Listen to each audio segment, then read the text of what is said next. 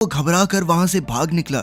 उसी पल ट्रॉटमैन ने अपने आदमियों को जख्मियों की देखभाल के लिए तैयार किया। कुछ ही पलों में रैम्बो ने हेलीकॉप्टर लैंड किया और फिर बिना एक भी पल गवाए उसने अपनी M60 मशीन गन उठाई और सीधा चल पड़ा। रास्ते में एरिक्सन और ट्रॉटमैन मिले मगर किसी ने उसे रोका नहीं। अब रैम्बो ने ऑपरेशन रूम्स में जाकर धुआंधार गोलियां बरसा दी, जिससे कंप्यूटर्स और कंट्रोल पैनल बर्बाद हो गए। इसके बाद रैम्बो सीधा मर्डॉक के ऑफिस में पहुंचा। उसे देखते ही मर्डॉक की सांसें सूख गई और उसने कहा कि वो बस सरकार के ऑर्डर्स के हिसाब से काम कर रहा था। पर रैम्बो ने उसे टेबल पर पटक कर अपना चाकू निकाल लिया, लेकिन उसे मारने से पहले रैम्बो के हाथ कांप गए। वजह ये नहीं थी कि रैम्बो डरता था, पर वो ये समझ चुका था कि इस आदमी की जान लेने से जो हुआ है वो बदल तो नहीं जाएगा। उसने मर्डॉक की आंखों में आंखें डालकर कहा कि अब भी विदेशों की जेलों में अमेरिकी फौज सड़ रही है और उसका कर्तव्य बनता है उन्हें बाहर निकालना। उसे मर्डॉक की माफी नहीं चाहिए थी। वो तो चाहता था कि मर्डॉक उन सबको घर वापस लाने के लिए जो कुछ बन सके करे।